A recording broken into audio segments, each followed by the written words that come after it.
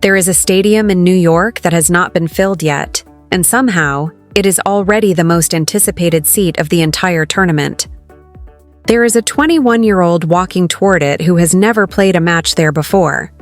And there is a number, 262,000, that nobody has explained to you yet. But by the end of this video, that number is going to change the way you see everything. Something strange happened in Washington, D.C. a few weeks ago. Something that made a professional athlete lose a match and somehow gain thousands of new fans because of it. That should not be possible. And yet it happened. So what is actually going on here? Stay with me, because this story does not start with a tennis match. It starts decades earlier, in places most people never think to look. Let's start with the moment everyone saw, because that is where the confusion begins. August 3rd, Washington, D.C., the Mubadala City Open. A rain-delayed final. On one side of the net, Jessica Pegula, one of the best players alive, ranked third in the entire world. On the other side, a 21-year-old left-hander named Alex, ranked far below her, with no Grand Slam title, no major final ever won, nothing that should have made this a fair fight on paper. And then Alex won, straight up, no asterisk. The first player from the Philippines in history to win a WTA singles title. That sentence alone should be the headline. A nation of over 100 million people, and never before had anyone from it stood at that podium. But here is where it gets strange. Watch the crowd in the replay. 7,500 people in that stadium, and an enormous portion of them are not neutral. They are not casually clapping. They are standing. They are waving flags. Red and blue and gold, the flag of the Philippines, held up by fans who are not in Manila, who are not anywhere near Asia at all. They are in Washington, D.C. Who told them to be there? Who organized this? And more importantly, when did they decide to care about a 21-year-old who, before that day, had never won a single WTA title in her life? That is the first crack in the story, and it is about to get wider.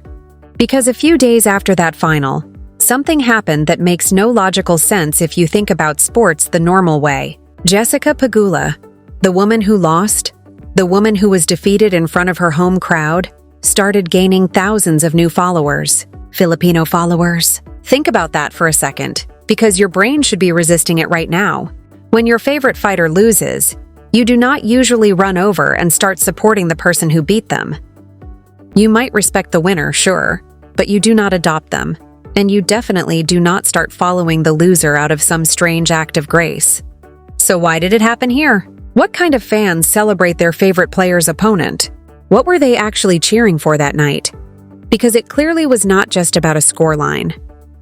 Hold on to that question, because we are not done. Rewind further, back before Washington, back before the trophy, back to a moment nobody was filming for international television. July, Manila, a city on the other side of the planet from where Alex actually plays most of her tennis. She had not won a WTA title yet. She was not yet a household name outside tennis circles. And yet, at a public fan event, people lined up, not for minutes, for hours. Long lines, packed streets, families waiting just to catch a glimpse of a young woman who, on paper, was still just another promising athlete who hadn't broken through yet. So here's the part that should stop you cold. If the fame came from winning in Washington, then how do you explain lines of people waiting for hours in Manila weeks before that win even happened? The crowd came first. The trophy came after. Which means whatever this is, it was never actually about winning. It was about something that existed before a single point was played in that final. Now let's talk about where she trains, because this detail matters more than it seems. Alex does not train in the Philippines. She trains at the Rafa Nadal Academy, on the island of Majorca, thousands of miles from Manila, thousands of miles from her family's home. She is left-handed, 5'9", 21 years old, and in 2026 she climbed all the way up to a career-high ranking of world number 20. That is genuinely elite. That is a young woman who has spent years of her life on a foreign island, grinding through drills most of us will never see, building a career one practice court at a time, far from home. And here is the twist most people miss. Distance did not disconnect her from her people. It somehow made the connection stronger.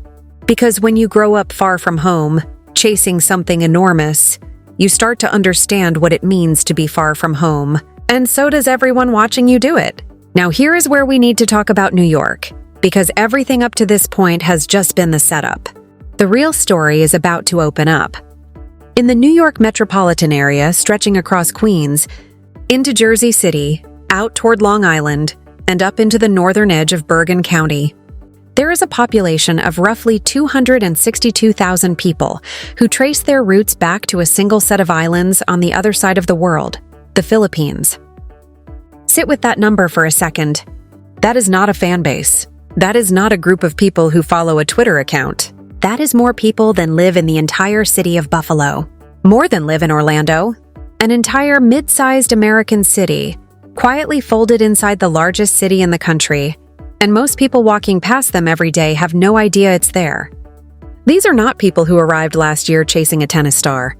These are nurses who came for hospital jobs decades ago, engineers who took a chance on a visa and a plane ticket, families reunited one relative at a time, grandparents who left everything they knew so that their grandchildren could have something better. Churches were built. Grocery stores opened. Community associations formed.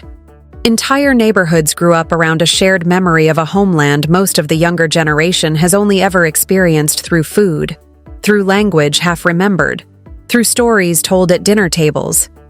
That infrastructure, that entire ecosystem of belonging, existed years, in some cases decades, before Alex ever picked up a tennis racket. So now ask yourself the real question.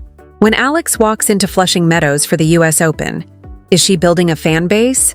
Or is she walking into a room that has been quietly furnished and waiting for exactly this moment for years?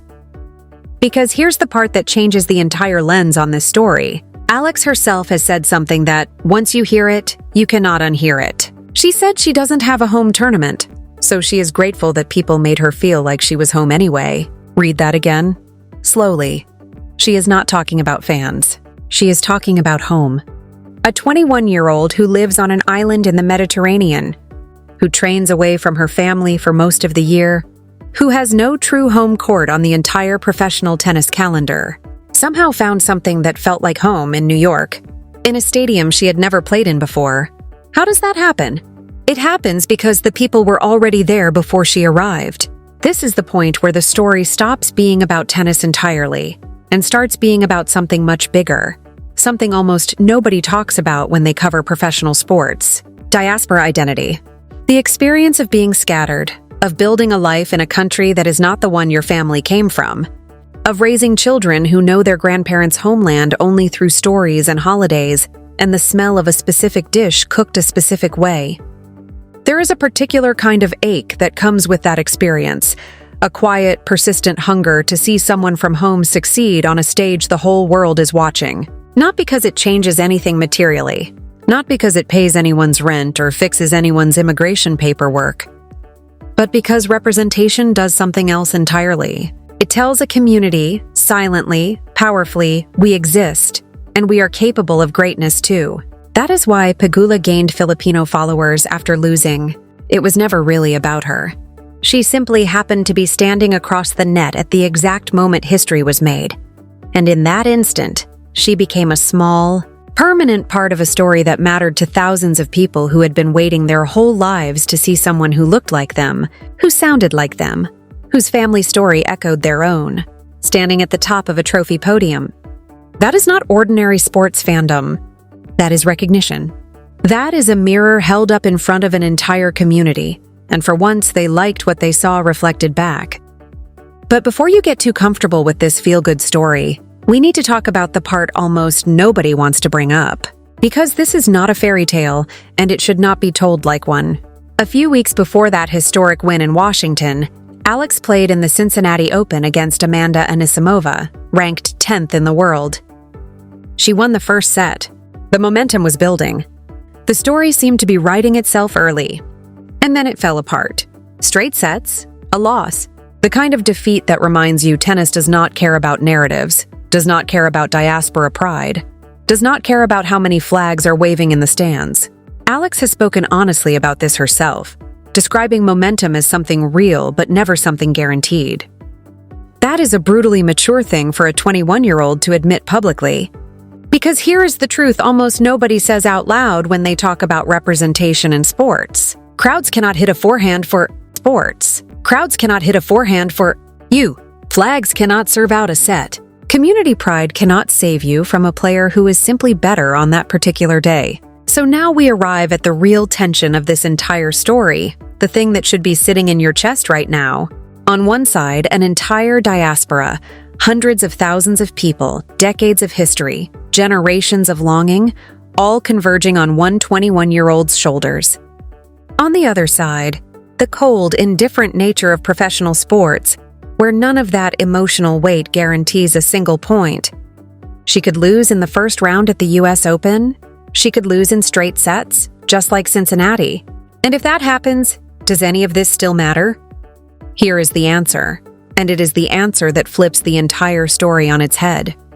Yes, it still matters, and it might matter more than a win ever could. Because the story was never actually about whether she lifts a trophy in New York.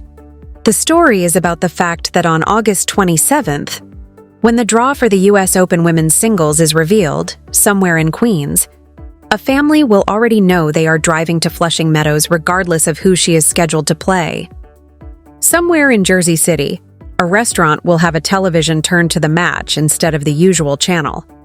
Somewhere in the Philippines, at 2 or 3 in the morning, someone will be watching on a phone with the brightness turned all the way up, refusing to sleep until the match ends. None of those people are watching because they expect a guaranteed win. They are watching because for 1 week, someone who carries their story, their language, their flag, their family's entire journey across an ocean gets to stand on one of the biggest stages in the world.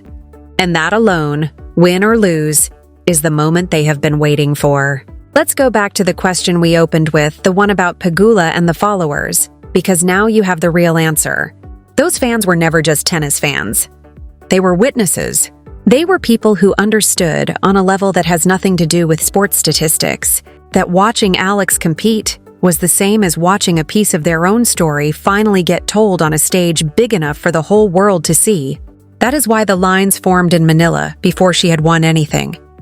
That is why the flags appeared in Washington before international media had caught on to who she even was.